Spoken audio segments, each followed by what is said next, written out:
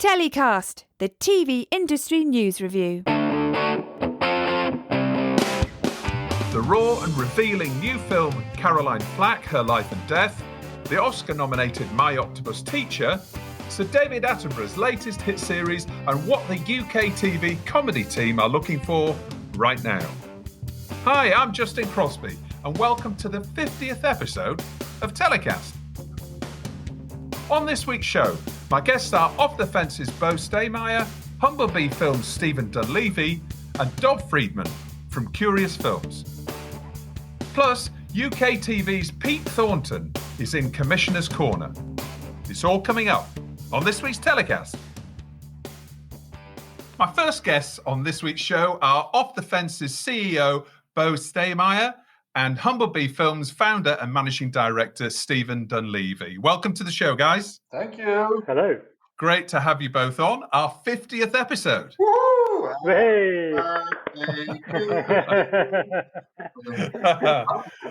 Great to have you on this special commemorative episode. Stephen, coming to you first. Humblebee Films. Tell us a little bit about Humblebee Films.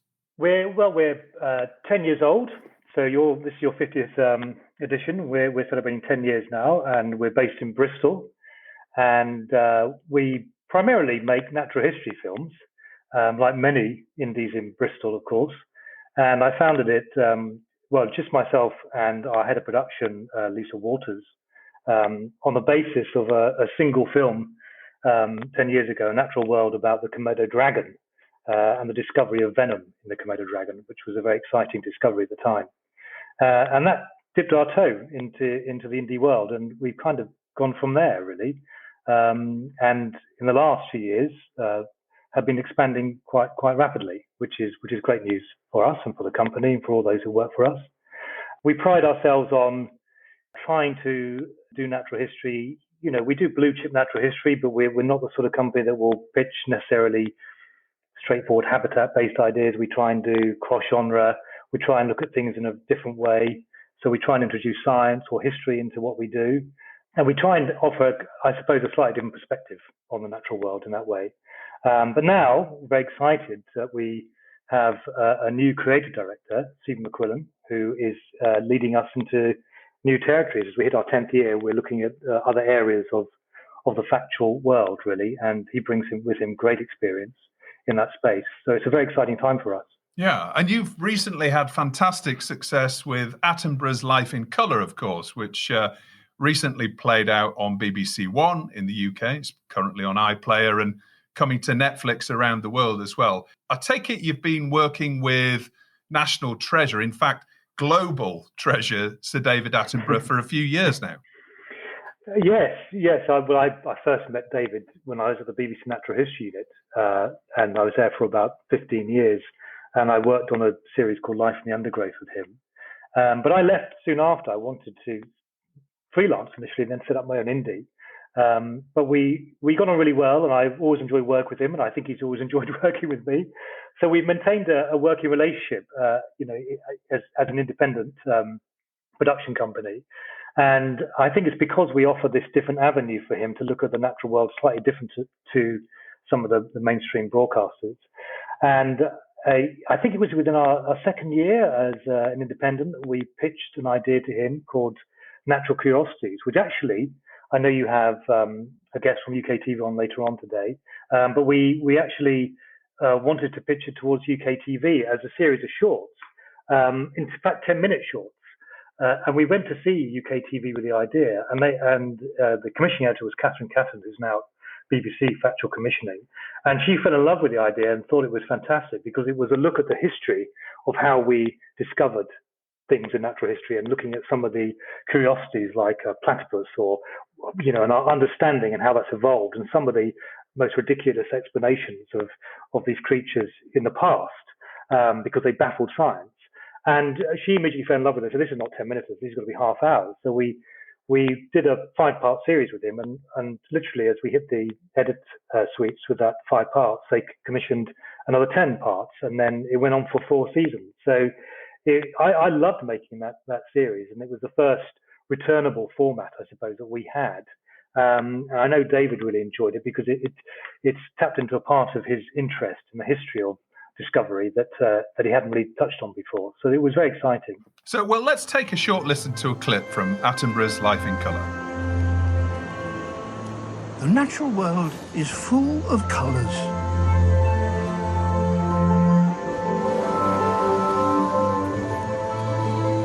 Colours that attract attention,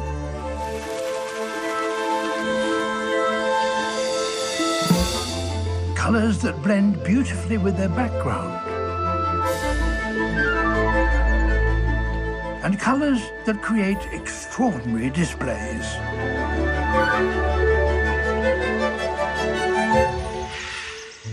There are few animals more brilliantly coloured than these scarlet macaws. Animals can use colour for all kinds of different reasons, and some have colours that we ourselves can't even see. But with new cameras, some developed especially for this series, we can reveal a world that has long been hidden from our eyes.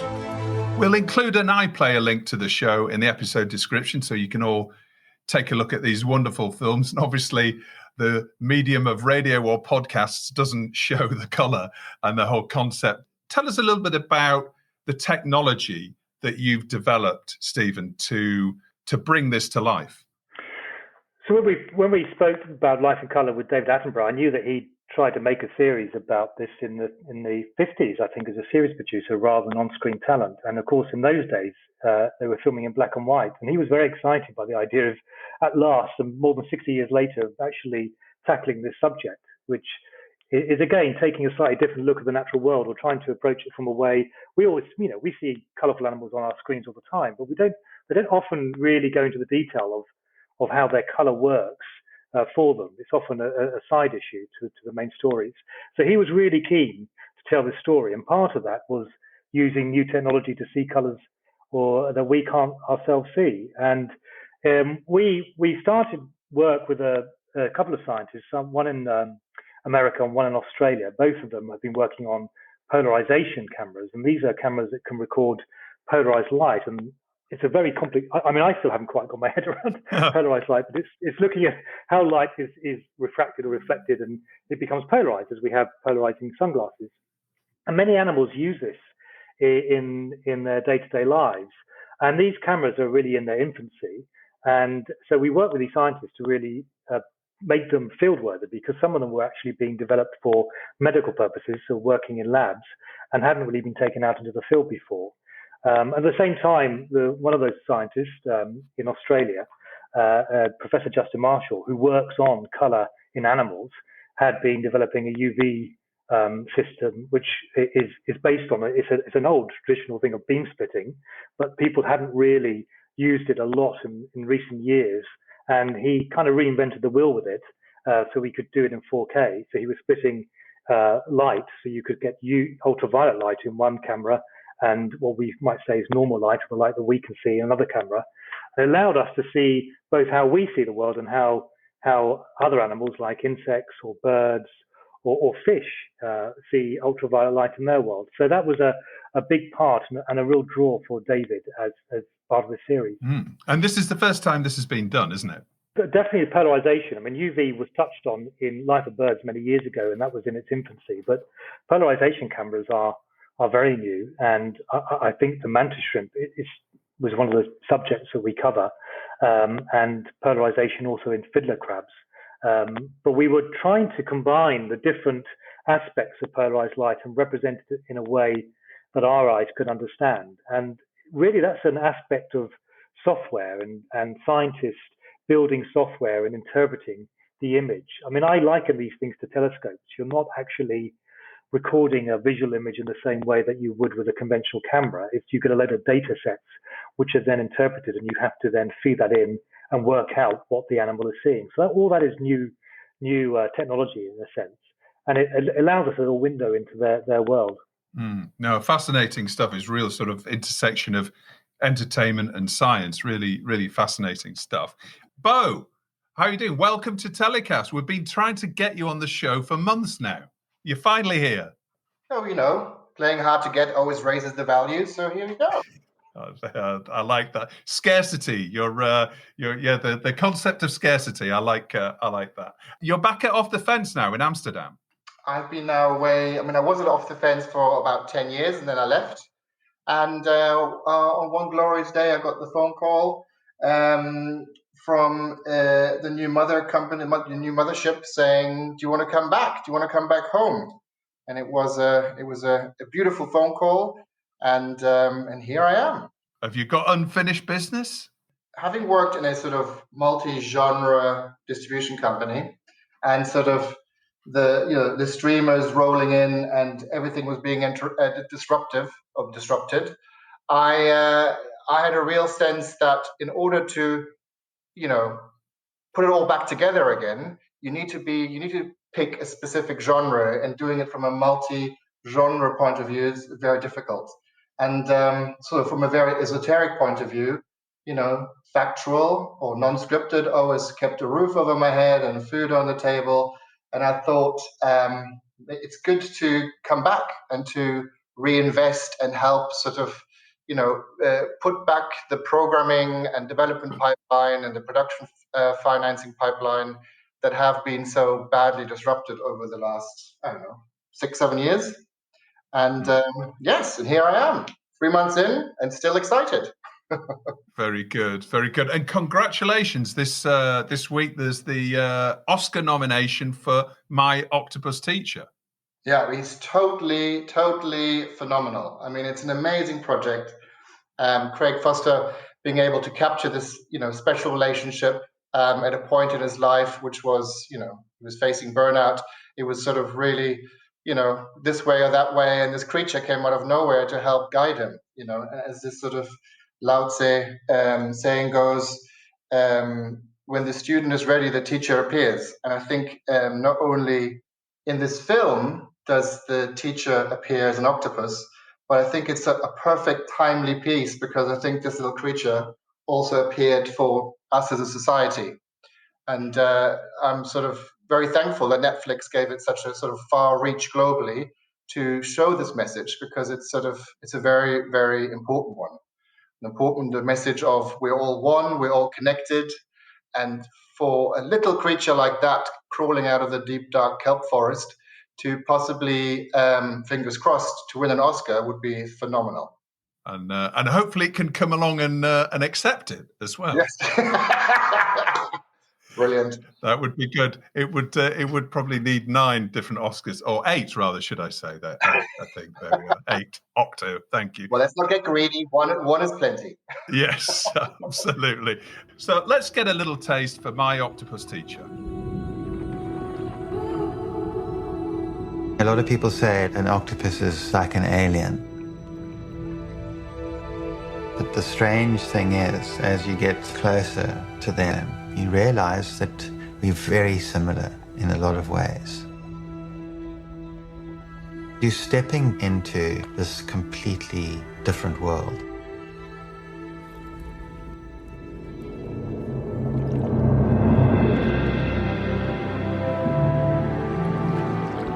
Such an incredible feeling. And you feel you're on the brink of something extraordinary.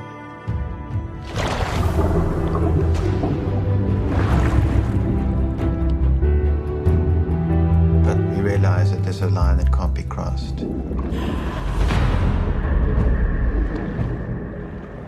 So, Bo, you've also published not 1, but 2 new books recently. Tell us about those.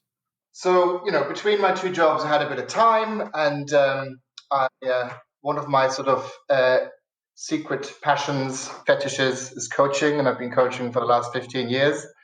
And I've just seen more and more people around me in the corporate environment, especially, white, middle class, from a global point of view, fairly affluent, just being really miserable and unhappy. So during this time between the jobs, I decided to use it productively, and sort of did a bit of soul searching, and decided to live with a Nordic shaman in Lapland for 3 weeks. And ta-da! 2 weeks later, here I am, and that's all I've got to say. Right. Wow, I didn't know that. I knew you'd written books, but I didn't really. You went to live with a Nordic shaman. Yes. Did a bit of soul searching. What's the meaning of life anyway? And yes, and I've survived to tell the tale. Fantastic. Well, congratulations on that. We can include a link to your books, can't we, Bo, in the episode description to send people to have a look at them. Okay. That would be great. Great. So natural history TV production is arguably making the biggest impact on changing attitudes of populations around the world, more than governments in many cases. Perversely, it can also be one of the most expensive in terms of carbon emissions and actually creating these shows because, the huge budgets, big undertakings. Do you think there should be more responsibility? And do you think it's going to happen that more people involved in the business of making natural history shows are going to make more of an effort to reduce emissions? And in fact, after COVID, do you think that is just a logical development? Stephen? Yes, I think even before COVID, we were already, on Life in Colour, we were already tapping into local crews where we could. We kind of decided where we really needed to send good camera operators from the UK and directors out to locations if we thought that they needed to be there. But we thought actually, particularly in India, for example, we were tapping into local crews for filming quite a lot. So we were doing an element of that. And I think COVID has obviously accelerated that, and it's become a big talking point. And I think that's going to continue, even if we get back to some kind of sense of normality. I don't know whether we really ever will 100%, but I think it's important that we all recognize that is going to be a trend. And, there are great filmmakers all around the world, aren't there? I mean, you look at the lovely film Craig has made, and Pippa and James. I mean, it's just that's a fantastic film. That's largely been filmed, it's all been filmed in South Africa and done there, and it's fantastic. So I don't think in the past, we've always had this kind of attitude of we have to send everybody everywhere. And I think we think twice about that now, which is very important. Yeah. And Bo, as a distributor, as well as a production business, are you seeing more broadcaster and streamer demand for natural history? Things seem to have ramped up in this whole space over the last, year, 18 months. Is that right? Yeah, totally. There's a real demand for natural history at the moment. But as with many things in life, it's like a heartbeat, right? There is a demand and it goes away. And I think COVID has definitely got something to do with the recent demands and people being stuck at home. And you don't need to sell a natural history program. The minute your screen goes onto a natural history scene, you are just immediately sort of in awe and smitten by it. And it gives people this sort of need for escapism and being outdoors. And it plays to the hands immediately. And to Stephen's point, Off the Fence been working with local crews for a long, long time because, natural history is expensive, but there are many different ways of producing it. And working with local crews was always an aspect that we did, not only for cost effectiveness, but also for speed at times. And I do see similarities having come out of scripted now with natural history because it is a very specific trade and not everybody can produce natural history. So there is a bit of a grabbing of talent, on-air talent, but also production talent. And especially around Bristol, there's a hot demand for, people who know what they're doing in sort of on ground, but also in post.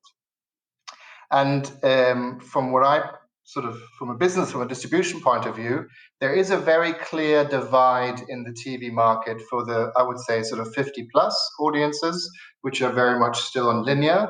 And we're seeing a pickup on sort of people relicensing content. The beauty about natural history has got a fairly long shelf life. So broadcasters are using their runs more than they used to, and they are getting the ratings or even higher ratings than they were expecting. But there's another side, because Off the Fence also partially owns the Waterbear network, which we are seeing a real spike in interest in the audience between 25 to 35, so the younger audiences. And what really excites me there is that they have an interest in the natural world, but they have very different storytelling to that world than the classic 50-plus audiences that are right now sort of leaning back into traditional genres because they just, sort of yearn for the status quo when the world was still normal. But these younger audiences are really developing new ways of telling stories. They're also moving away from the classic celebrities that are still celebrated by the 50 plus, but they're looking for new celebrities like the Gretas, and there's very interesting storytelling coming from that space, and they don't need budgets. So I'm really looking forward to the storytelling coming from that area. Yeah. And so you're talking about short form content, are you? You're talking about literally YouTubers that are starting to build their own sort of natural history shows? Well, I'm on a sort of secret mission to get rid of the word short form because it sort of describes what it's not. It's long form.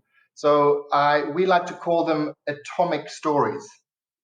And they are a cost-effective way, a very in-depth way of telling all sorts of different stories and sort of rewriting mainstream storytelling. It's a bit like biodiversity.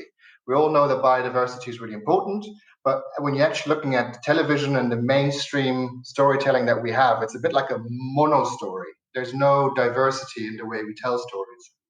And these sort of atomic stories in different media that are now sort of sprinkling the media landscape have a very interesting scope of the way they tell the story, the music that they use, especially also natural history. Also the protagonists that are sort of featured in there. And I think I'm really excited by it because it's sort of this sort of narrative diversity which will keep the genre natural history going for years to come. Stephen, you're obviously become known for being a blue chip producer of natural history, and there's streaming boom we've seen come in over the last year in particular, but over the last few years in some cases. But there's more buyers now, and a lot of these buyers are bigger businesses. They're huge, in many cases, American media corporations that are looking to invest into this kind of storytelling. Do you expect this demand to just keep on increasing and increasing over the next sort of 2-3 years?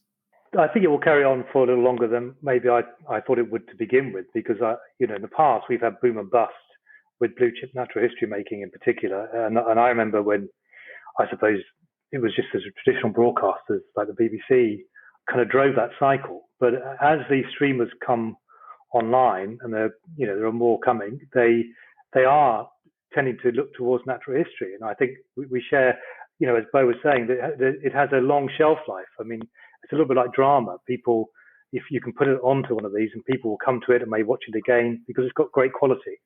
So I think what is I think extending it is the fact that there are more streamers coming online and thinking, okay, why don't we try and tap into natural history? Now, whether or not 3 or 4 years down the line there'll be a shift in their way of thinking about that, or they might in some way join forces, or somebody will buy somebody else out. That may well happen. But at the moment, I think it's going to be there for a little while longer. And I think it is really the fact that people really across, Bo was talking about the different aspects of different ages. And I think that the good thing about natural history, in whatever form you look at it, is that people really, really engage with it across the whole spectrum. It's kind of we are such a polarized society these days.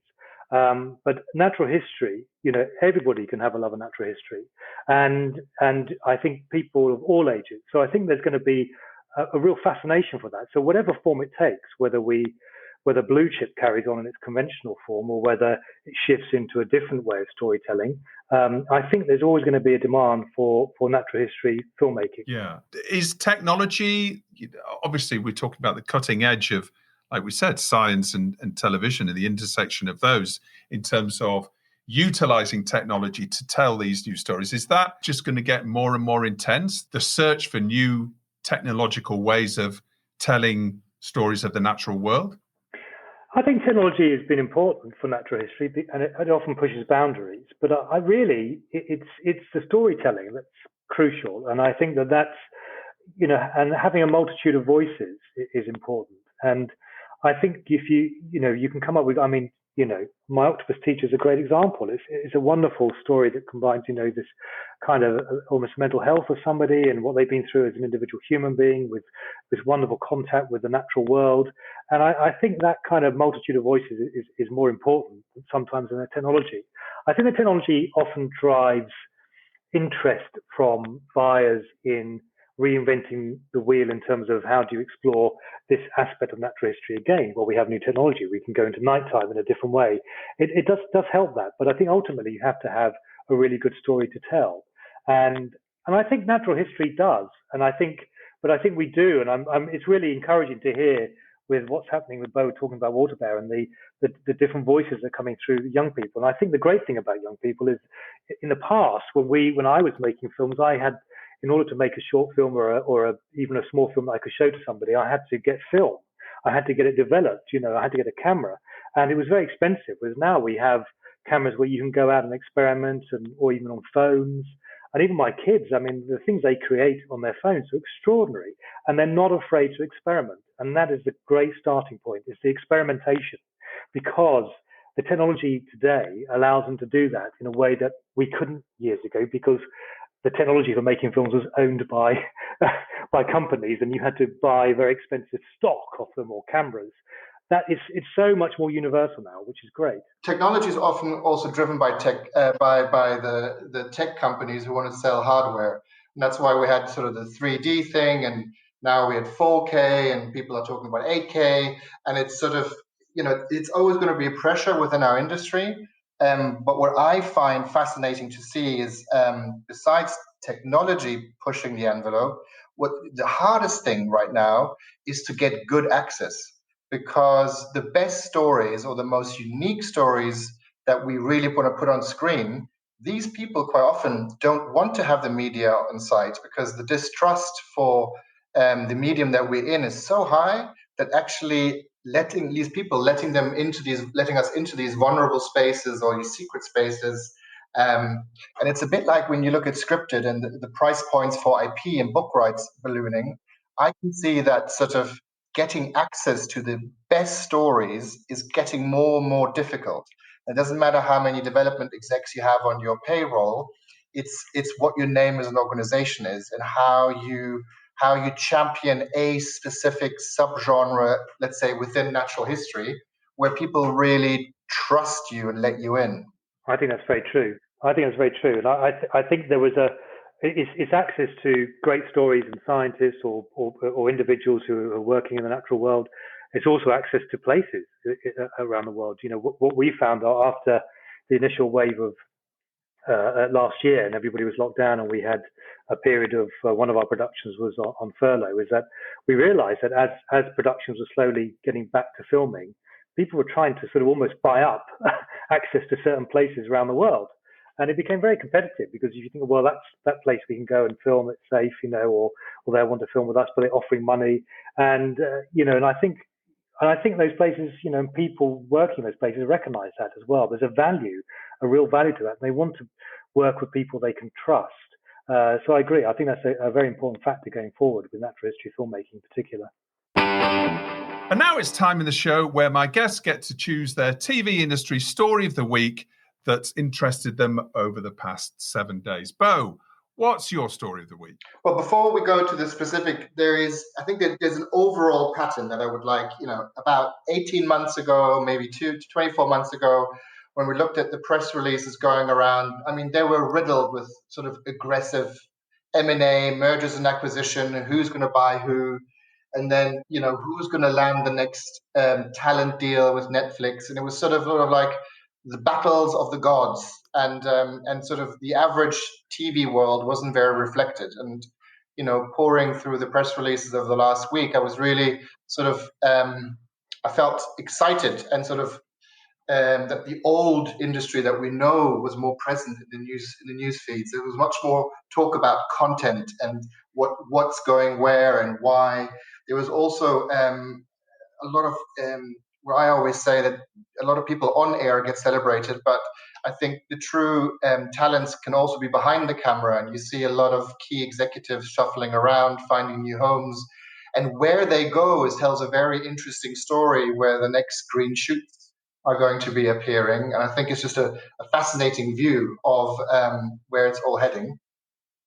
But to my point earlier, the one story, and without constantly going back to natural history, but what I found really exciting to see is a piece on YouTube Originals, interested and willing to explore into natural history, which has always been like this draconian 50 plus genre, and for these sort of new players to explore the natural world with the many different styles of storytelling that they already home now, and bringing this genre to their stables, I think will be a really exciting opportunity to freshen up natural history, and also within natural history also science, and some of these genres which are sometimes deemed to be too academic and dusty, and that just got me a bit excited.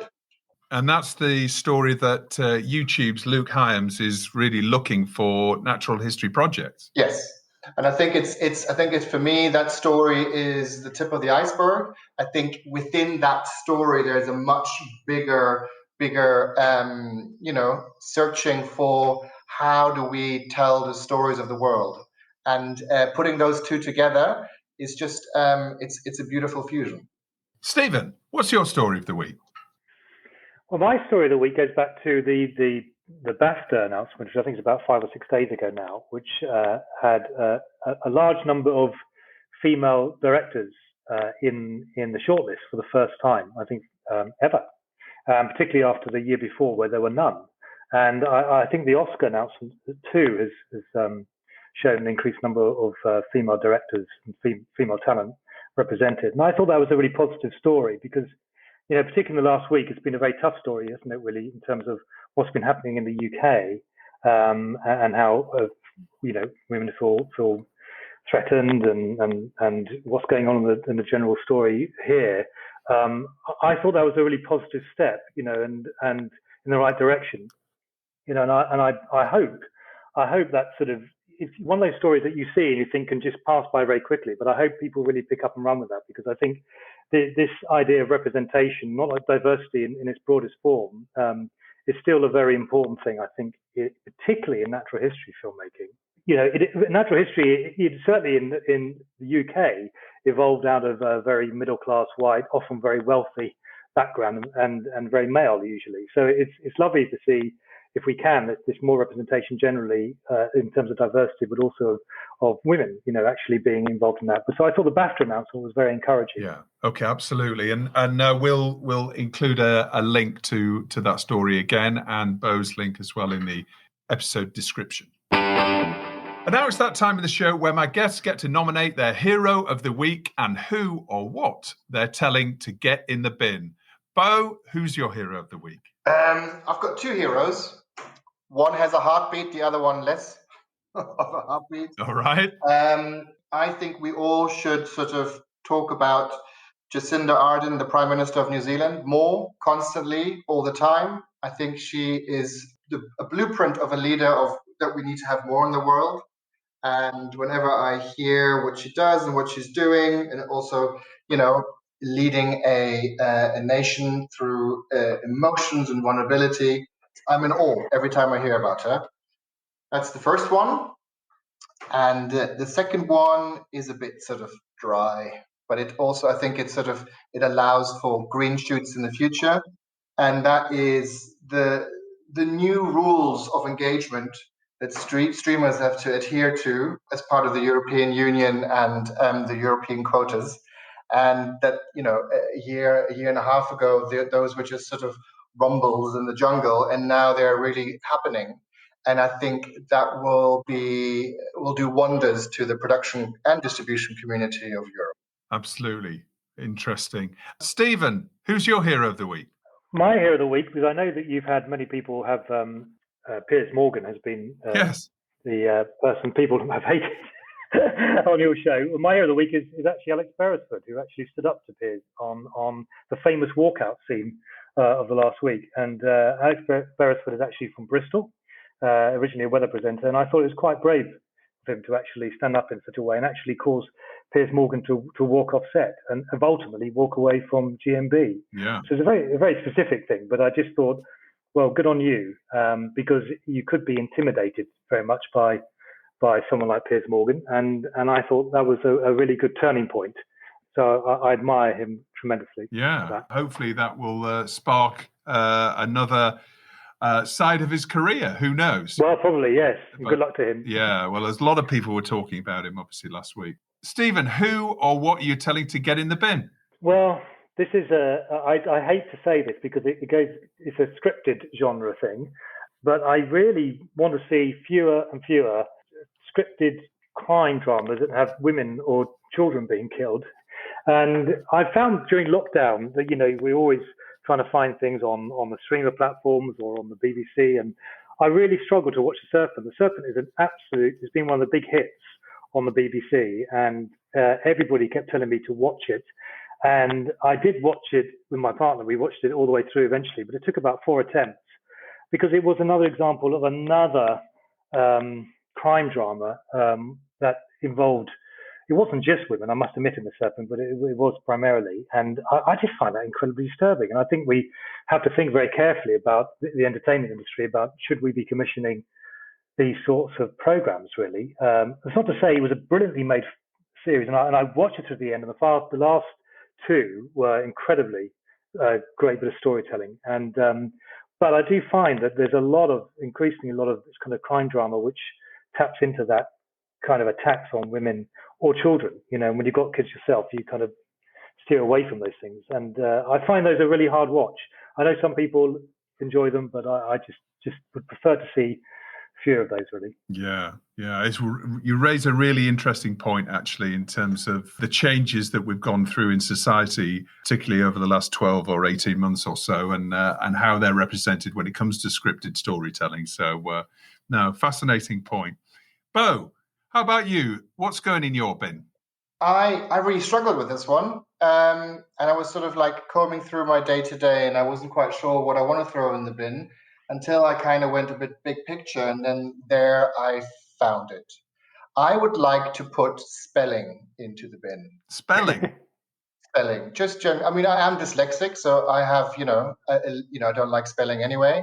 But I think this again is a bit esoteric, but if we as a society really want to change and move away and think up of new ways, and my children are going through school and, they're dyslexic too. And I just look at the spelling rules and kind of go, if we really want to reinvent and do something, and, why don't we just throw spelling away?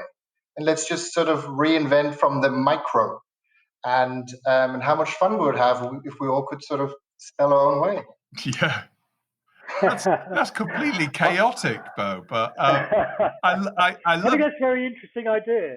Anarchy. Yeah, I love the idea. That's brilliant. Well, certainly. And punctuation is part of spelling. Okay. Yeah. Okay. All right. Well, certainly spell check. Spell check will definitely go in the bin. That's for sure. The number of emails that I get sent, and I probably send as well, that have got nonsensical words in them. But who judges that? Who judges it's nonsensical? Maybe they're beautiful in their own right. That's right. A new art form. I like this. We could. I agree. I think that pedants about grammar, punctuation, it sometimes stifles creativity, doesn't it? So let's just be free. Yeah. Be gone. All right. Be gone. Exactly. Be gone. All right. Well, everybody can look at all the spelling that goes into the episode description and see how many mistakes I'm making this week. Bo, Stephen, thank you so much for coming on TellyCast on the 50th episode of TellyCast. So it's been great to have you on the show, and hopefully we'll see you in person very soon in Amsterdam or in Bristol, or maybe even in London, maybe even in Cannes, maybe somewhere else. But it's great to speak to you. Thank you so much, Justin. Thank you, Justin.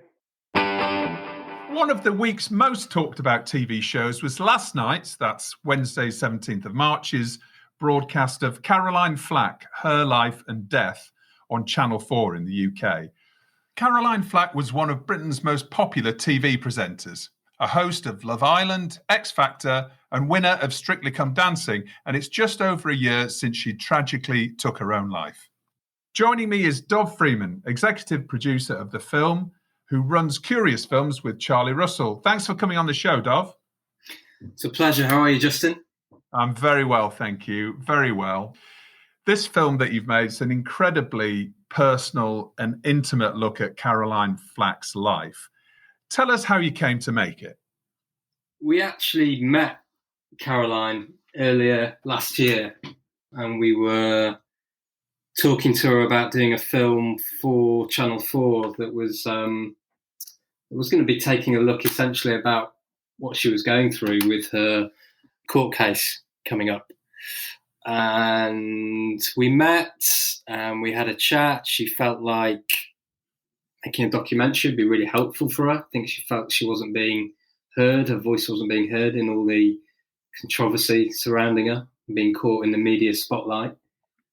And yeah, Channel 4 were on board, we were on board, and I think everyone felt positive about making a film together.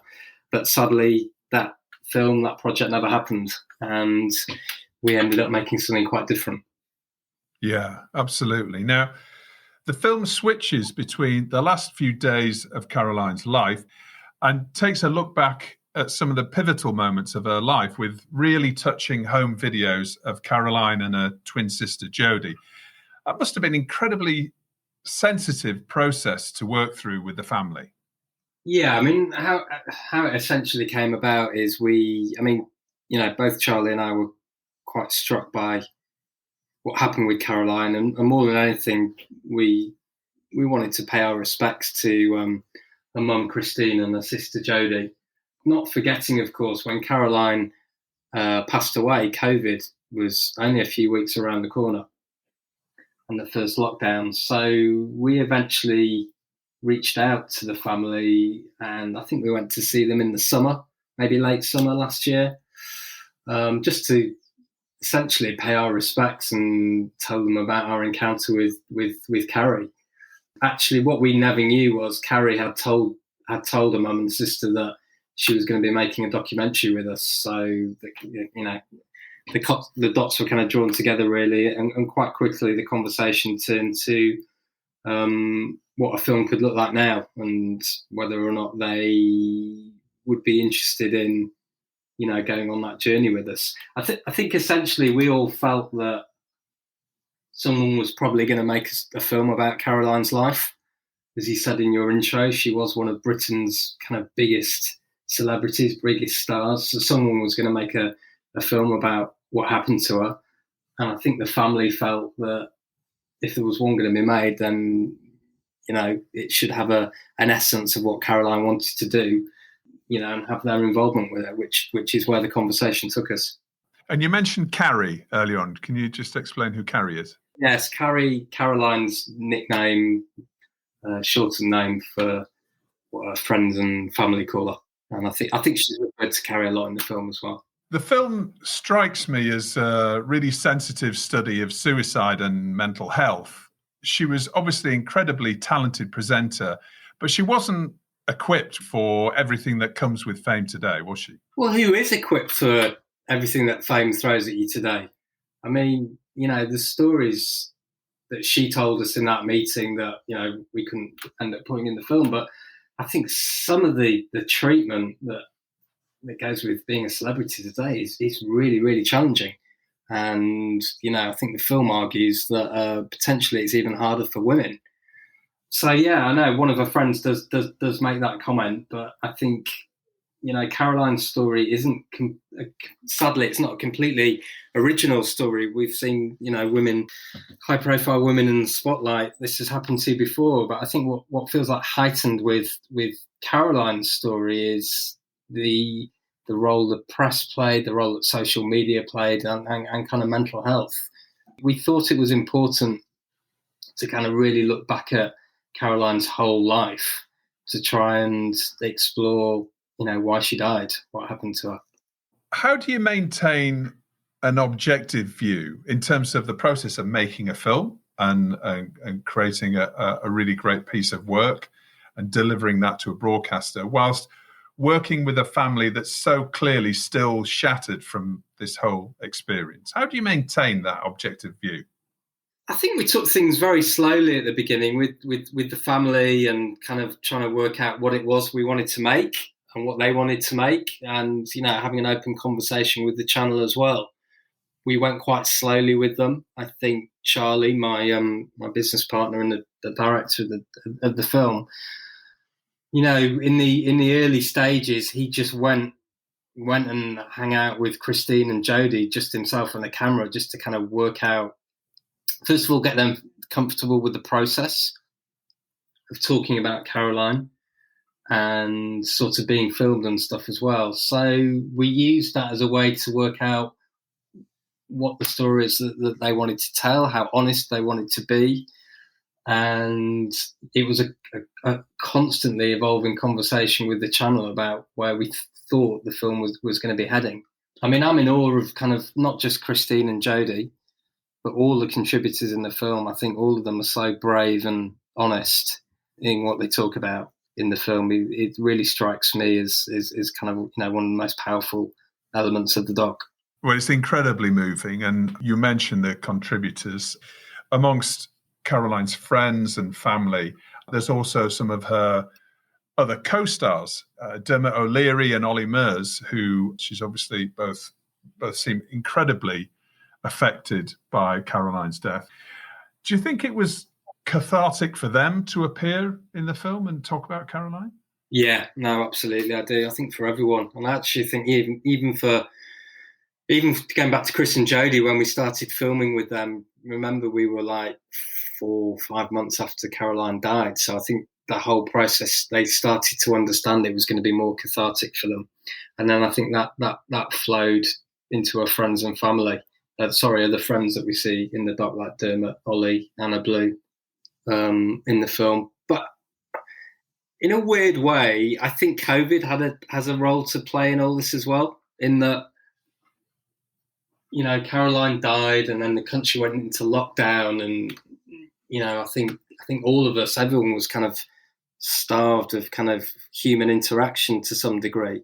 But when you're throwing in grief into the mix there, I think that by the time we sat our interviewees down, we created this safe interview space that was cathartic for all of them to really open up about the loss of their friend. And I think there's a real potency again about those interviews and how honest and truthful they are. And I do think COVID and the year that we've all lived through has had a role to play in that. And when it comes to Caroline's mum and her twin sister Jodie, and not just her sister, a twin sister, which must make it even more difficult, were they really keen to have this film made as not only obviously something to remember Caroline by, but to touch on all those issues that you mentioned earlier on, social media intrusion, etc. I mean, do you think that they were really keen to touch on all those elements that played a part in Caroline tragically taking her own life? I think that's right. I don't think any of us quite understood, as I said from the outset, some of the points that the film was going to make. But I certainly think sitting down and showing them the doc about 3 or 4 weeks ago, they really felt how important this film was going to be for them, that it was going to create some sort of legacy for Caroline's death in the the areas that it touches on: mental health, suicide, duty of care in the TV industry. I think there's a lot in there, and I feel that their feeling about the film now is that hopefully it's going to start a conversation, and who knows, it might do some good. As you say, it's incredibly timely in the context of Meghan Markle's revelations last week on her mental health issues and coping with pressure, and also the impact that abusive social media comments can have on some people. We've seen some vile abuse targeted at footballers recently. Caroline appeared to be addicted to social media as well. That's something that came through strongly in the film, and she must have been taking these really vile comments to heart, and that must have played a real role in her mental health at that point. Social media seems to really heighten the impact it's had on her story. And you hear throughout the film a lot of those closest to her talk about how addicted to her phone and the sort of affirmation of social media she was. And yeah, I think it was something everyone was aware with her. And I think one of her agents says they tried to wean her off it, but she was addicted to that kind of affirmation. And I think we all know that social media has that effect on people. It does, and if, as we talked about earlier on, if people are less equipped mentally for that, then if they come in the firing line, it can be incredibly damaging. Is there a duty of care, do you think, from broadcasters to help their talent more? Because I think that it's easy to see people who are discovered, who are incredibly talented, whether that's on stage or as a presenter. And clearly what they want to achieve is they want to achieve fame, they want to be successful, and they want to be on the biggest shows. And that's exactly what Caroline achieved. But, the impact and the pressure that brings with that in terms of media intrusion, in terms of her private life and everything else. Do you think there's a duty of care from broadcasters to really start to help their talent a little bit more than they are doing right now? Yeah, I think it's probably the whole industry, rather than just broadcasters. But I think one of the saddest parts of the film is that Caroline felt so ashamed to share her mental health problems with those around her. And if the film does any good, then hopefully it's kind of like let's talk about these kind of things, the problems that we have. So I think yes, the broadcasters have a role to play, but I think that's the same for production companies. I think that's the same for production teams. It's throughout the whole industry, and I think there's a lot of conversations like this around at the moment. And my hope is that if people take anything from this film, it's like if people have problems, and we shouldn't be ashamed to talk about them. It's a hard, high-pressure job in all different genres of making telly. So, yeah, I would just hope that people feel it's all right to talk about them, because that feels for me the greatest sort of tragedy that she didn't. Yeah, absolutely. So, well, I wish you all the very best of success with this film. It's a remarkably sensitive view of Caroline's life, and I really do hope it will go on to be widely recognised as something that really can play a part in making a bit of a difference to people and how they cope with mental health issues across the TV industry. In terms of other things that Curious are on with at the moment, and obviously you're actually one of the first people that's come on the show who's been nominated as a hero of the week and also come on as a guest. I think John McVeigh from PACT is the only other person to have that high accolade. That was for your previous documentary, or one of your previous documentary films, Being Frank, which was, incredibly well received as well, quite rightly. What else have you been up to recently? I'm not sure how much we can talk about, really. We've got a couple of projects in production for the BBC. We just started a new kind of true crime project for another broadcaster as well, but they're both sort of quite tightly under wraps at the moment. But we're busy. It feels like the sort of brand of the sort of films that we want to be making, kind of premium, factual stories, seems to be coming through. And yeah, we're making the kind of films that we wanted to make, and one of the reasons why we set Curious Films up in the first place. So we're busy, but looking forward to restrictions hopefully being lifted somewhat in the coming months, because I'm sure, like everyone, it's been very, very challenging to keep going through COVID and keep the teams going, and just the amount of resources and that have gone into keeping everyone safe has been considerable. But hopefully we're coming out the other end of it now. Do you expect to see a real bounce in terms of commissions, in terms of projects that you've possibly got in at broadcasters now that might get greenlit once more and more confidence returns, do you expect it to be a really sort of bumper second half of the year? I'm hoping so. I think everyone, from our experience and our conversations, I think there's a lot of wait and see happening. I think particularly with projects that are involving more international travel, I feel people are maybe hoping things will ease somewhat. So projects that channels know that they want to do, they're going to sort of hit the green light on. Yeah, I think everyone's just hoping for a bit more confidence. I mean, we're hoping to be back in an office again in the next 5 or 6 weeks, probably not full time, 5 days a week, but I think, delivering films like the Caroline doc, doing it all remotely has been really, really challenging, as I'm sure everyone listening to this podcast can appreciate. So I think we're looking forward to, in the first instance, just FaceTime again with each other a couple of times a week, whether that be production meetings or development sessions. I think we're all feeling very starved of sort of personal contact. Curious Films has been going for, 3 years now? Is that right? A bit under, about 2.5 years.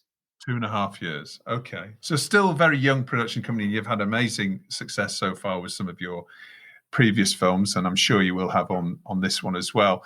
Is now the time for you taking investment to grow things faster, or are you quite happy as you are growing organically?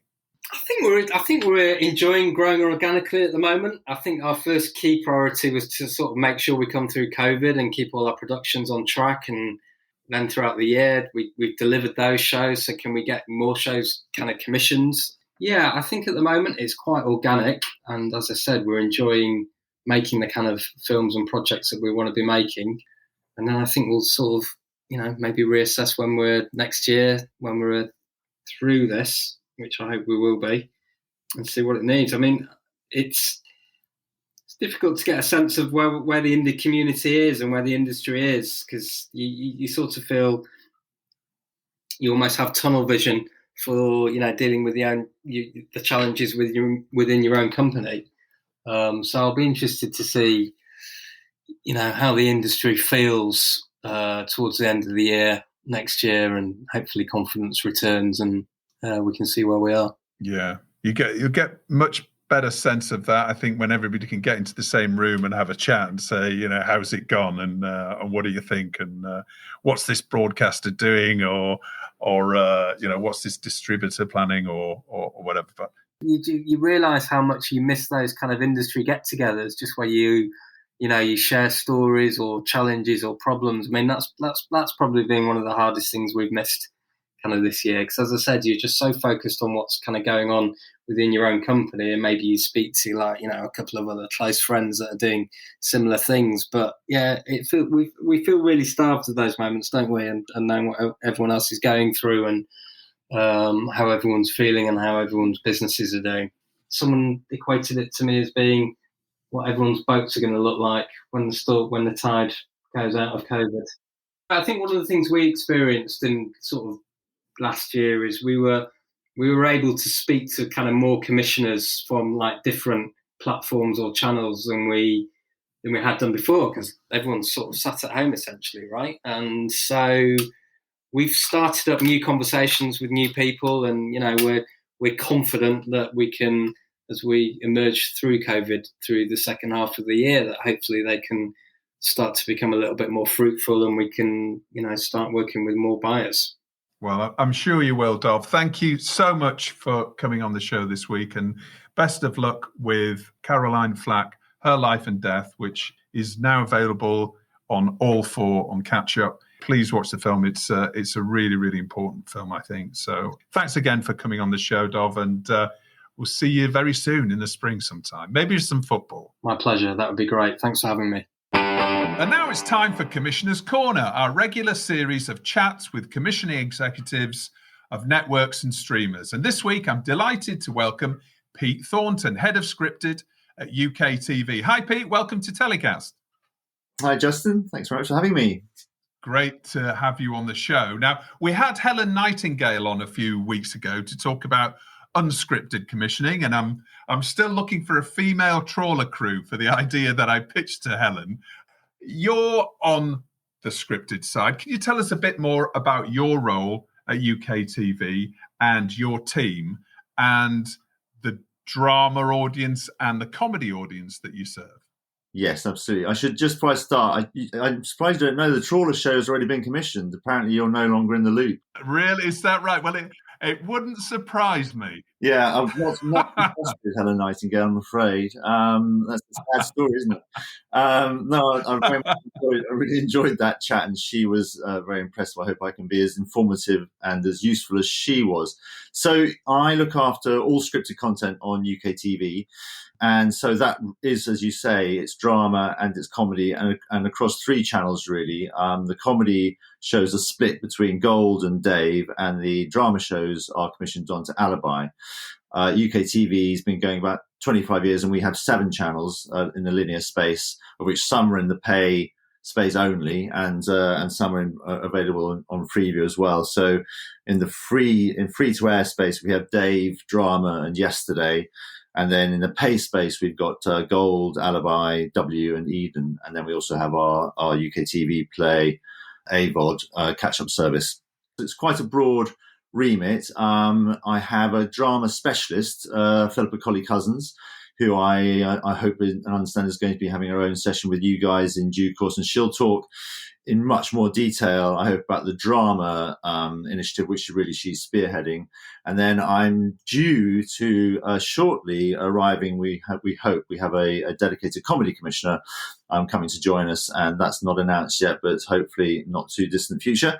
So at the moment, I'm still looking after the comedy team on my own. I also have a script reader, and Philip has a script reader, and there's various other people within the comedy commissioning team, within the commissioning team, who help me out in terms of just reading scripts and processing a lot of the content which we get in. There's a huge amount of scripts, as you can imagine, being submitted. So we have a submissions at UKTV website, email address rather, submissions at UKTV website, which is monitored by a colleague of mine, and so she's part of our reading team as well. To give us an idea of the amount of original content that you commission across comedy and drama per year, can you give us an idea of what amount of content we're talking about?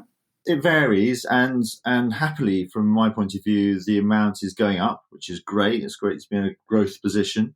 On the drama side, at the moment, we have about 5 series, and we tend to do 6 times 1 hours is the shape of our drama commissions. So Philippa's looking after 5 series at the moment. 2 of those are returners, and 3 are newbies. So that's an extremely exciting, burgeoning slate that she's managing over there.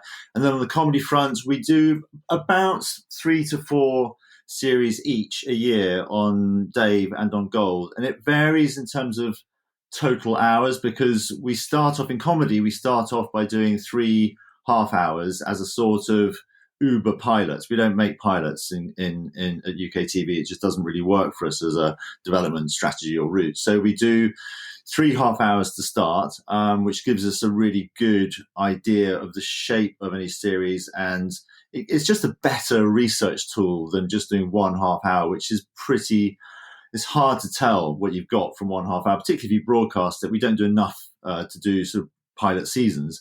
So we do these 3 half hours mini starts, and then if we like the show and it does well for us, we bring those back as full 6-part series. So when we commission onto Dave and Gold, some of those new series will be 3-parters, some returners will be 6-parters, and we also do 90-minute one-offs, which we've had some success with on Gold and on Dave, actually. So there's 3 kind of areas, but it's broadly, that's the sort of shape of things. How about shows that are currently working particularly well on UKTV channels? Can you just highlight what sort of dramas and what sort of comedy is, really summing up where you want to be right now, and perhaps some hints to the future about the type of content that you're looking to commission in the coming months and years? I'll let Philippa talk in detail about drama, but she's had 2 shows go out. In early 2019, we had never had our own dedicated drama commission on Alibi. So Traces was our first shot at that target, and that was in December 2019. And that broke all records on Alibi straight out of the box. And she followed that up with We Hunt Together, which was in early 2020, went out then. And both those shows were big hits for the channel, and both are coming back. So they've worked well. And they are both serialized. We have a series in production at the moment, which is more Story of the Week. So that's a new area that she's investigating. And that's starring Nicola Walker. It's called Annika. It's filming at the moment off the coast of Scotland in the North Sea rather than me. So that's a new flavour. And we have another Story of the Week show coming down the tracks, coming from World Productions, called The Diplomat, which is set in Barcelona. So there's different flavours that she will talk about there, but she's had huge success in the drama sphere, really straight out of the box, 2 swings at the bat and 2 home runs so far. We've been commissioning for longer in comedy. We started commissioning on Gold in scripted comedy. Probably, I think about 7 years ago now was our first show on Gold, called You, Me and Them. So we've been going a little bit longer. And recently we've had a pretty good run on Gold, starting off with a series with Johnny Vegas and Sean Gibson, which started off in 2017 as a 90-minute film, a sort of Agatha Christie spoof called Murder on the Blackpool Express. That was actually commissioned by Hilary Rosen and Richard Watson before I arrived, so the kudos for that little gem really goes to them rather than me. But I've been looking after it on their behalf since then. So we've had 3 films for Gold. Murder on the Blackpool Express was followed up by Death on the Tyne, and then last year, or 2019, Dial M from Middlesbrough. And we've now evolved that show because we always like to try to keep things as fresh as we possibly can. When you get a series that's working, it's really important to us that we protect it and look after it, but also that we allow it to grow and evolve and to keep it fresh. So with the Blackpool series, with that franchise, we thought, well, we've done 3-hour-long films and as annual treats. What can we do to explore the next steps for that? And we've evolved that into 3 one-hour episodes now. So the show's slightly changed. The characters of Terry and Gemma, played by Johnny and Sean, they've now given up their coach tour business finally and become fully fledged, useless private investigators. So there's 3 hours which we made at the end of last year with Shiny Button in the teeth of COVID, and they're going to be ready to go out in the spring, late spring, early summer this year. So that's done. When that came out, the first one, Murder on the Blackpool Express, was the biggest show in Gold's entire history. So that was an incredibly interesting thing for us to discover, because we were kind of at that time, we were worried that the Gold audience weren't really that receptive to new content, because obviously if you go to Gold, you're going to watch the very, very best of scripted comedy that's out there to be bought. So the content we buy off the BBC is incredibly high quality, and so when you're trying to commission your own content to compete with that, it's tough. People aren't obviously often looking for new content. So we were really delighted when Blackpool did so well for us. It showed that audience are open to new content on Gold. And we've kind of built on that success with 2 other shows, both half hours, but the Cockfields, that did very well for us. That consolidated up to over 1 million, which is a big, big audience for Gold. So that was a 3-parter. Again, we launched it with 3 parts. Tragically, Bobby Ball, who starred in that show, is no longer with us. So, we're having to look at that and how we react to that sad event. And we had Sandylands launching at a similar time. It actually went out in 2019 as well. And that was a 3x30, again, a sort of Uber pilot. And that did really well for us as well. That was actually went out in 2020, I think, Sandylands. And the episode 1 was the second highest rated show on Gold in 2020. So we've had a fairly decent run, but there's lots more we can do on Gold. That's a real area for focusing on, and for not only bringing some of those shows back, hopefully, but also for new content. And then on Dave, Red Dwarf is a really interesting show for us on Dave. It's not perhaps what you would necessarily expect to see, but we've been looking after that show for a number of years now. We've made 3 series, most of those before I arrived. But we, again, thinking about keeping things fresh, we made series 11 and 12, both 6x30s of that series just before I arrived. And they did well, but we did really well. But we noticed a little bit of audience fatigue towards the end of series 12, when we sat down with Doug Naylor, who brilliant writer and director of that series, and talked to him about, again, what do we do with Red Dwarf, a show that's been going for decades? How can we keep that show fresh? And so we suggested to him that he might like to think about writing a 90-minute made-for-TV movie of Red Dwarf. So see that show in a format that it's never been seen in before. And he reacted incredibly well to that and came up with a brilliant script.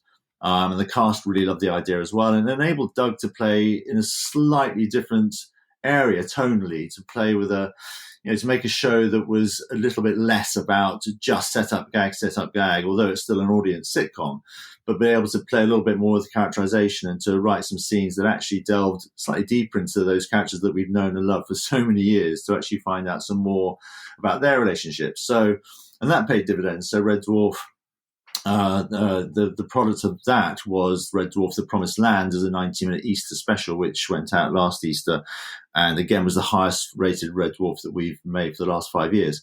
So that did well. That rated over 2 million, which is, obviously the audiences on Dave are going to be bigger than God because Dave's in the free space. So the audience is generally going to be higher. And then the other show we make on Dave, which we love and works well, is Sliced, which again, we made a 3-parter to start, and we've made 6 parts now, and they're going to be ready to show in the near future, in the next couple of months, I hope. So again, they shot that series in the teeth of COVID in December and January. So that's come back. So it's a smaller audience than Red Dwarf, but it's a really, really valuable audience for us because the show skews young, 16 to 34, over indexes on and ABC One. So there's 2 sort of strategies for Dave, reasons why we might commission a show for Dave. Either it's going to be a reputational play that brings in what we accept to be a smaller audience, perhaps, but a very valuable audience in terms of age group, or it's going to be a big blockbuster like Red Dwarf, where you just pull in a huge audience, and it doesn't really matter. It's spread across a much wider demo. The other big show that I should mention on Dave is Meet the Richardsons, which is a semi-scripted show, and that, when it launched again to over 1 million consolidated, was the biggest new show on Dave for the last 5 years. That's not, sadly, actually my show, so I'm not going to say too much about it. It belongs to Ian Coyle, my esteemed colleague who developed and brought it in, so he looks after that. But it's semi-scripted, so it's in that sort of space where I tried to take some credit for it, even though I shouldn't really. Okay. Well, you mentioned a few productions there that you've got through despite COVID, and there's one you mentioned that there's currently going on the in the North Sea somewhere. Presumably, you've had a whole load of development backed up due to the pandemic. Presumably, there's been a lot of scripted projects that you've been sitting on, thinking, okay, we can't go into production right now. Things are so uncertain. We just can't do it safely. Are we going to see a whole load of projects that you've been developing over the last 12 months suddenly spring into production over the spring and into the summer? Yes, I think we took a very clear policy at UKTV that we would try to stand back up all the shows that we safely could stand back up, as soon as we could. So we put, like everybody, we had to pause things around about this time last year. God, it seems like a decade ago, doesn't it? But yeah, everything was put on hold. But we made a pledge that we weren't just going to drop things, that nothing was going to get cancelled if we could possibly avoid it, and that as soon as we could, we'd get back into business. And that's gradually what we've been doing. It's harder for different genres. It's very different challenge putting on a scripted show where you've got perhaps 60 people in a crew who you've all got to keep safe and have all got to be fit and healthy. And bringing those people together at the start of every day and then letting them go back home again every evening, that's a very different challenge to perhaps a documentary or a factory show where you've got a much smaller crew and a much smaller cast. So it's been really on a bespoke one-by-one basis. And whilst it doesn't mean, unfortunately, we've now got double the slots. We've carried everything over, but we haven't suddenly got all the money we need to keep making all the shows we wanted to make last year, and then a batch of new ones this year. We just don't have the bandwidth to make that sort of level of content. But everything we've committed to is coming good.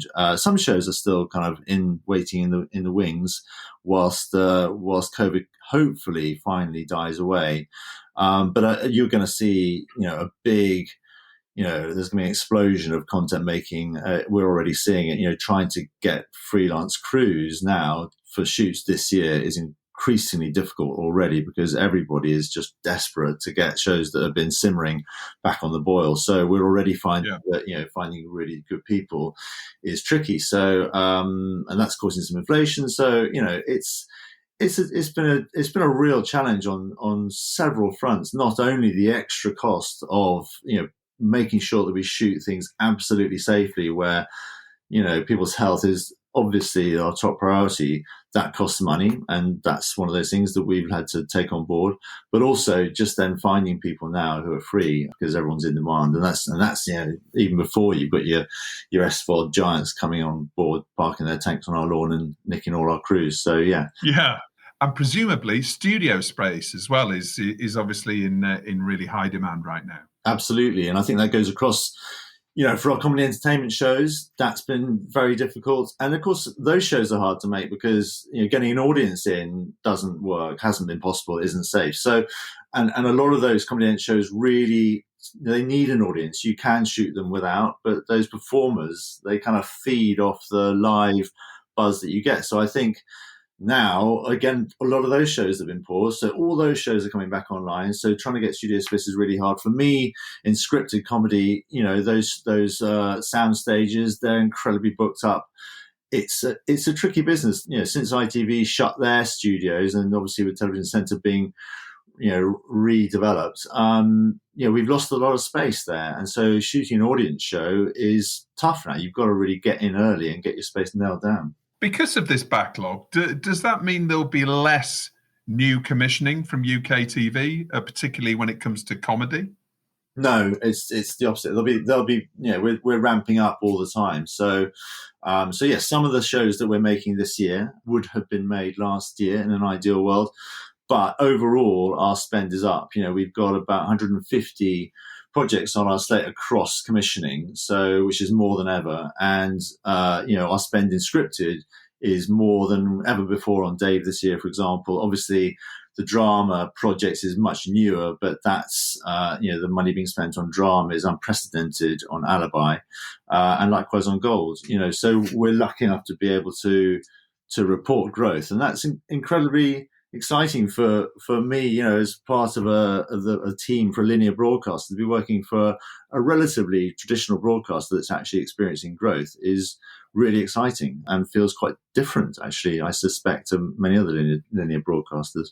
Well, maybe and hopefully we'll see even more demand coming on and money coming through the system, actually, because we had Ian Whitaker on last week, media analyst, and he was talking about this explosion in TV advertising that's about to be unleashed over the next 2-3 months. And there's some extraordinary forecasts for ITV, for example, in ad spend going up about 75% into May. So hopefully that's also going to benefit you as commercial channels, and hopefully that will lead to even more commissioning. Yeah, absolutely. I mean, we're slightly we were semi-protected because not all of our revenue comes from advertising. Of course, we have subscription revenue as well. So last year, actually, ironically, because so many other big events such as the Olympics and the Euros got cancelled and more people were at home watching more TV, we had a really stellar year in terms of our performance. So we had a much bigger slice of the pie than we thought we would. But of course, the actual ad revenue coming in was greatly reduced. So we still didn't exactly have a fantastic time in terms of the bank balance. But it was really great to see our share going up at least. So it's fascinating. It feels to me very much like the world's like a coiled spring. It feels like everyone is kind of just waiting patiently for these last few weeks and months to pass before we can finally get back to normal. And I think the summer's going to be really fascinating, just emotionally. I think there'll be a big sort of outpouring of this kind of feeling of release. And I think hopefully that will, also show itself with people getting out and spending a bit of money, and the ad market recovering, and us all feeling a little bit more cheerful about everything. Yeah, let's keep our fingers crossed that those pesky COVID variants are going to stay away, and we can just deal with the main one that we're trying to bat down.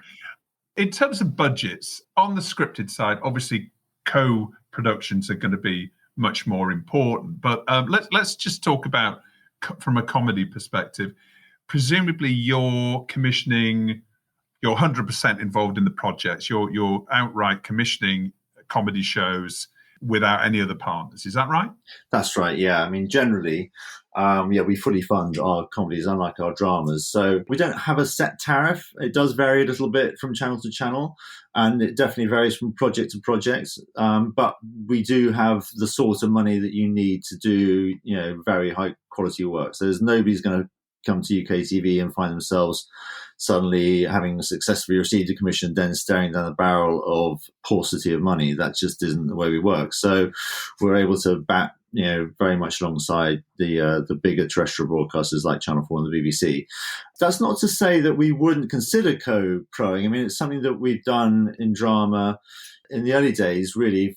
In drama, I commissioned a show onto W, actually, called Flack, which was a co-commission with Pop, a small network in America. And that worked incredibly well for us and was very rewarding. And we're definitely interested in looking at that model for comedy on day, for example. That's one of our longer term goals, is to see if we can get going on a sexy co-commission with an American broadcaster. It's much harder, as you'll know, with comedy, because it doesn't tend to travel as well as drama does.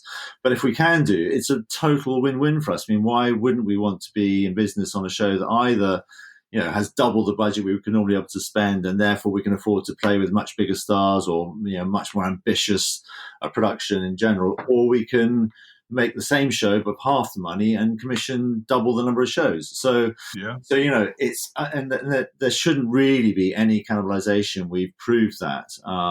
We can make a show with an American co-commissioning partner that does very well for them at the same time as it does very well for us. So we know that that's not an impediment to things. So it's definitely something that I'm interested in talking to people about. It seems to me to be a win-win if we can get it right. And we have got a few bits of development, growing on our slate, which would definitely be suitable for co-proing. So it just gives us more bang for our buck. But happily for us, we can also afford to do it solo, which is handy because, the British sense of humour tends to be quite particular, shall we say. If you can crack that Anglo-American mid-Atlantic comedy, that's fantastic, isn't it? I mean, that can be, that can turn into a real global hit if you get that right. Absolutely. I mean, I think with Flack, that was an hour-long drama, but it was it had comedic elements. It was a little tonally, it wasn't a million miles from the sort of witty dialogue you get in a show like Killing Eve. And I think, with the recent fashion for more narrative comedies such as Fleabag or Catastrophe, to just pull a couple out of the ether, those shows have travelled well, and because they're slightly less skewed towards the pure pursuit of the joke, and they're slightly more skewed towards telling a great story at the same time, obviously those stories travel. The humour is slightly compressed in the mix, and that makes it much easier to form those international alliances. So I suspect that's where we may find our joy in that ambition in the future. So, Pete, I'm going to ask you now what you're looking for specifically in comedy, so that the ears of producers will be pricking up to work out what they can pitch to you, and we'll talk about how they pitch to you in a second. But can you be specific about what you're looking for, what slots you're looking to fill, or what sort of show you're looking to commission for which channels in the comedy space? Absolutely. So if we start off with Gold. So we don't have specific slots. Like I'm not sitting here saying, I need a show, I need a 6-parter for, Q3 2022. We don't commission in that sense. But we always commission into the prime time slots on Gold. So they need to be able to play pre and post Watershed. So generally 9 o'clock or 10 o'clock is where we'll put our new content. But other than that, there's no hard and fast rules. And we are looking for half-hour comedies and also for one-offs. We're looking to replicate the success we had with the Murder on the Blackpool Express movies. So, there may be an opportunity to do something else in a similar vein for Gold. So starting off with a very familiar touch points, such as a whodunit, and then putting a comedic spin on something like that. So there may be an opportunity to do something that perhaps starts off with something like a heist movie. We're in development on a couple of those sorts of projects for Gold. But I'm also looking for 3x30 half hours that can be built out to 6x30. Whatever we do, it'll always need to be returnable. So whether that's a 90-minute film, if we do that, we're never going to do a film that is just 90 minutes and then that's the end of the story. It would always need to come back every year as an annual treat, or be spin-offable in the same way as we have with Johnny and Sean's show into hour-long episodes. Gold is our sort of most mainstream channel. So back in the day when I started, Gold was probably very close to sort of ITV1, BBC One. We've evolved a little bit in recent years to make it move a little bit more towards sort of BBC Two, Channel 4 in terms of its tone, and we're trying to bring it significantly younger. So some people out there think that Gold is just a channel for people in their 60s and 70s to watch in their retirement, in their dotage, which it definitely isn't. The target audience for Gold is people in their 40s and 50s. So we're looking for shows that really over-index on that demo, and they will probably be multi-generational. So we need multiple entry points to bring in as wide an audience as possible.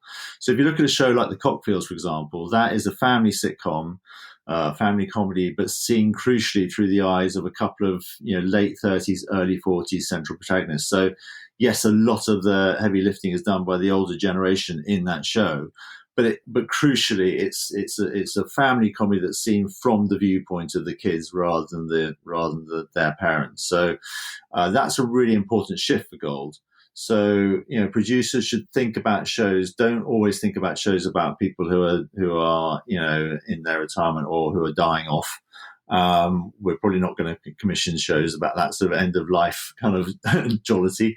But we are looking for shows that feel quite young for Gold. And probably language can't be too strong, but the language can be real. So, we'll definitely commission shows where people speak as they normally speak. And so we're allowed a certain amount of realistic, strong language in that, but we can't have too much effing and jeffing on Gold. And we can't have, drug abuse and hard hitting storylines, or we can't have things that are too edgy. Those sort of shows should definitely be directed more towards Dave. So I don't want Gold to feel like a sort of soft target. It's a really exciting opportunity for me because personally, my tastes lie in the sort of, Channel 4, BBC 2 frame a little bit more than BBC 1, ITV1. I love all those channels, but I find it easier to work in those slightly, when you're trying not to be too broad. And that's the direction we're moving in for Gold. The Cockfields was a huge hit for coming a bit younger. Sandylands, was again, the star of that show is 27. So, to be having a show built around a 27-year-old on Gold perhaps shines quite a strong light on where we're going with that channel. But we're looking for actually some touch points that and I don't want to be too prescriptive, but some touch points that would apply across both Dave and Gold. We look for shows that are highly relatable. We look for shows that are highly original.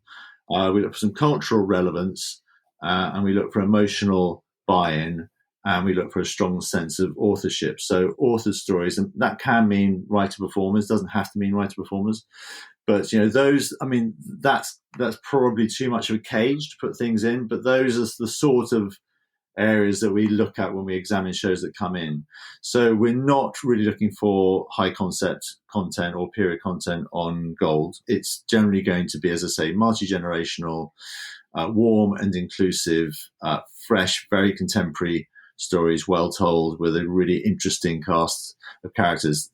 When you say you want shows that are both highly relatable and completely original, I appreciate that is a bit of a contradiction in terms, because you can't have something that feels completely fresh but is also entirely relatable to everyone. But I think what I mean when I say that is, I want relatable precincts, so settings that we all know and understand, but populated with original characters who we haven't seen before. That will give us the originality that we need, but also coupled with the familiarity that we seek.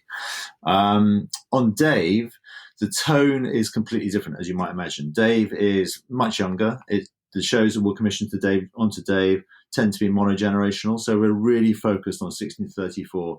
And really, so late 20s, early 30s is the sweet spot for Dave. So we're fascinated by stories told by people and for people who are in their late 20s, who are just, starting out on life's journey and finding their own feet. Perhaps they're just, moving out of their parents' house. Perhaps they're just starting on their career, or they're starting on their first serious relationship, or whatever it might be. But the 20s is an incredibly interesting and funny decade, I think. It's the time where you can make as many mistakes as you like. And it doesn't really matter if you come out at the end of your 20s and you haven't really got anything achieved yet, because that's the decade that you're supposed to be just experimenting, exploring, making lots of mistakes, trying lots of new things, and that inherently is a rich ground for comedy. So, and we can be quite risky, and we can be quite edgy on Dave, and we need to be quite noisy, I think, in that space. If you look at a show like Sliced, that's a very simple, again, a highly relatable world. It's just two guys who have got crappy jobs delivering pizzas, who are just trying to get by, make a bit of money, and not be persecuted by too many people. And maybe if they get lucky, find a girlfriend. Those ambitions that everyone has in their 20s, they're central to that story, and we enjoy then throwing rocks in the path of those relatively modest ambitions. And when we upset those guys, that hopefully that lovable duo at the heart of that show, and Samson Kayo and Theo Bocklin Biggs' characters, we do that through authority figures. So we'll do that through either it's their boss, or it's the police, or it's their parents, or whatever. So we feel united, hopefully, in our guys, and them having their lives ruined every week by these slightly older characters. So that's how we tend to do that for Dave. But those same sort of watchwords of relatability, originality, cultural relevance, we won't commission anything that doesn't feel as if it has something to say about modern life. We're really interested in stories that shine a light on what it's like to be growing up in Britain right now. So another reason why we tend to shy away from doing period content on Dave. It's quite a difficult thing for us to do.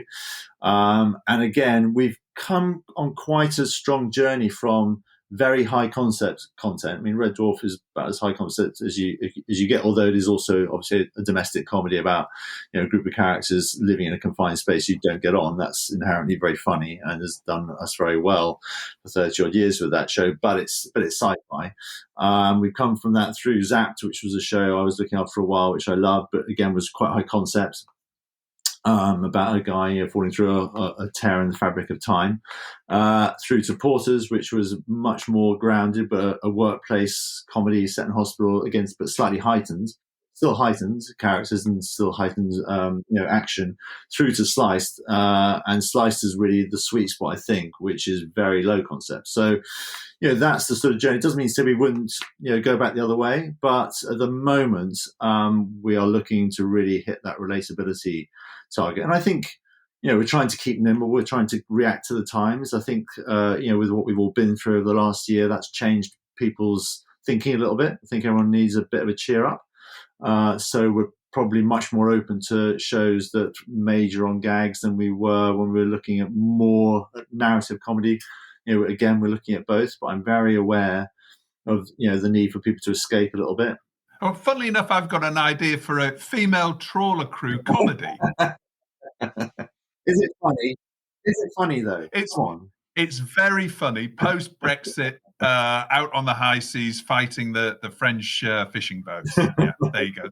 What are you definitely not looking for? Yeah, I've touched a little bit on what we're definitely looking for. I think for Dave, shows that have a very broad age range or have major roles for older characters probably wouldn't play on Dave.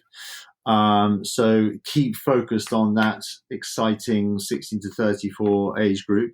Other than that, there's nothing really that is off limits. There's a really broad ambition in terms of tone. So, we're looking at more, could we launch a half-hour drama on Dave, for example, at some point in the near future? That's a discussion that is ongoing. We keep looking at that and mulling that. I'm really interested in those modern dramas that skew young, like Normal People and I May Destroy You, that are in that half-hour format. So fascinating that when they came to make I May Destroy You, they decided on 12 half hours rather than more traditional 6 hours. So, is there a half-hour drama opportunity on Dave? Something that we might look at. But so tonally from there through. So there's no real limits there. But I think what we probably wouldn't do is something that we've got that feels similar to what we had before. Okay, so we wouldn't do something that was set in South London about a couple of guys in the food delivery business, for example. That's no surprise to anyone. On Gold, Yeah, period comedy is difficult, although I love the ambition of shows like that. I think that's tricky.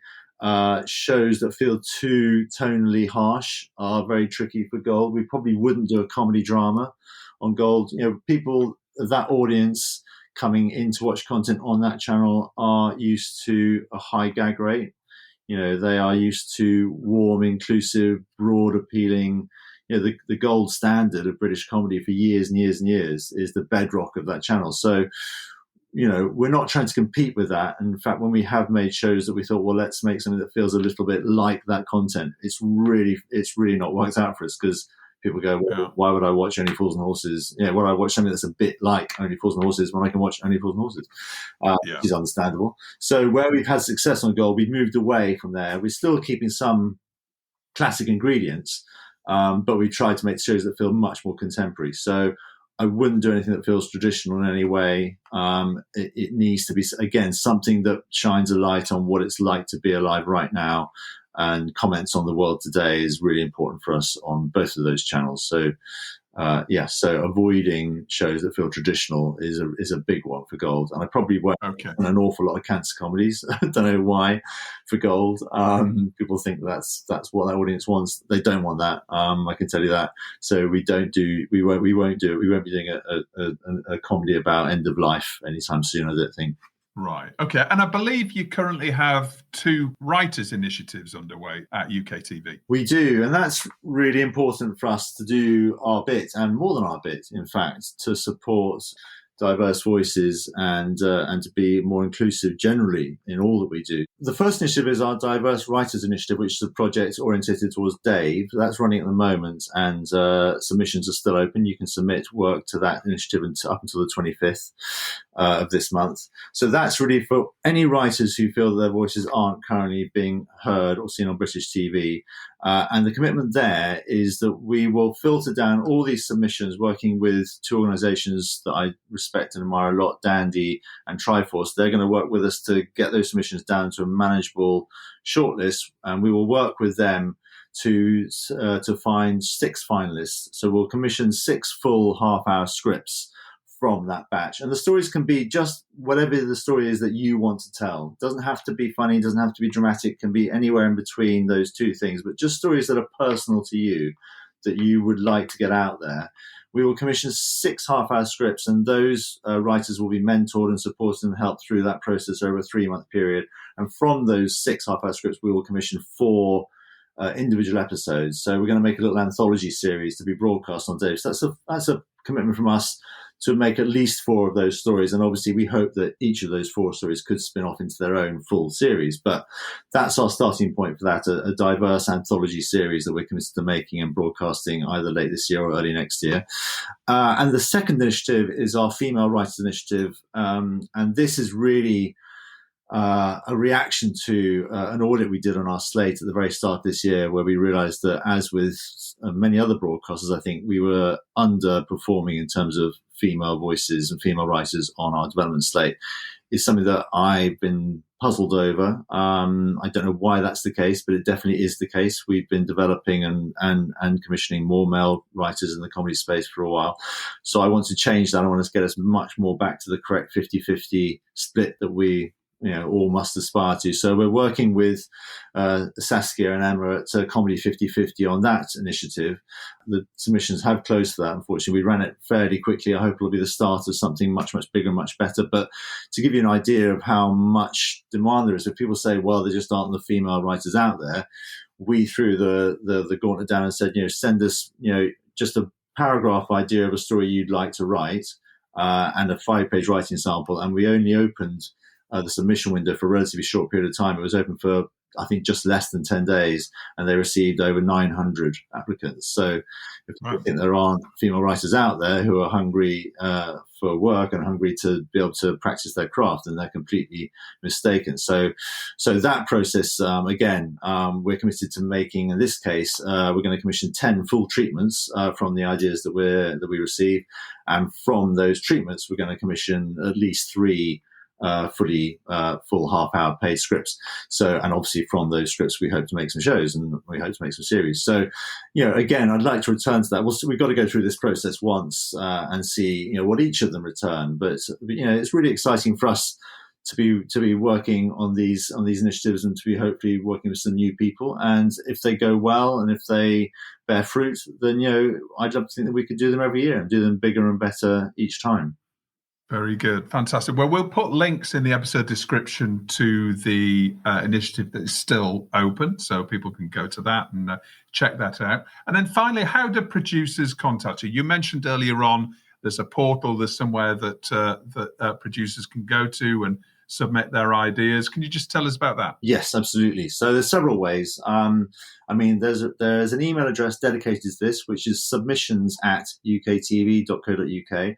And that is a monitored email. If you send work in there, it will get read. It doesn't go to a junk bin. It does take a bit of time sometimes because we get a lot of submissions, but we take those, I think it's incredibly hard to be a writer, and if you're trying to be a writer, then respect to you, and we want to do the right thing by those people that do send ideas into us. So we do try to read everything as quickly as we possibly can. So that's one avenue that's open. We quite often receive work via an indie or via an agent, and that does help. Just to have that backing. So that's a route that I would definitely suggest to writers who are thinking about submitting work to us. If you can get representation, or if you can come to us via an indie, then it really does increase your chances of getting a quick read, significantly. So those three, an indie, an agent, and just through the submissions email are the three main ways to reach us. Okay, fantastic. Pete, thank you so much for coming on the show and giving us a really comprehensive look at the comedy that you're looking to commission. And we'll have Philippa on the show in a few weeks' time to talk much more about drama commissioning on UKTV. And I'll be in touch after this about the female trawler crew comedy. That's Absolutely. As I say, sorry that that Helen's version of that show has sailed, but obviously the comedy version is still very much up for grabs. So I'll look forward to picking up with you later on. I promise not to stitch you up like Helen did. Very good. And obviously, I'm going to be developing a costume drama as well. If that doesn't work, so you can tell Philippa to watch out for that one. Pete, thanks so much for coming on the show. Great to speak to you, and all the best for this year. Thanks, Justin. Thanks very much for having me. Well, that's about it for our 50th episode. I hope you enjoyed it. Thanks for listening. Don't forget to rate and subscribe to TellyCast and share it with friends and colleagues on social media. And don't forget to sign up for our newsletter called TellyCast Plus. It's packed with interesting TV industry stories you may have missed, exclusive insight and opinion, including the secret producer, our intrepid, anonymous exec, reporting from the front line of TV production. It's all completely free. Just visit our website to sign up at telecast-podcast.com. And you can also follow us on Instagram, LinkedIn, and Twitter. TellyCast was edited by Ian Chambers and recorded in Lockdown 3 in London. We're still in lockdown. So until next Thursday, as always, stay safe.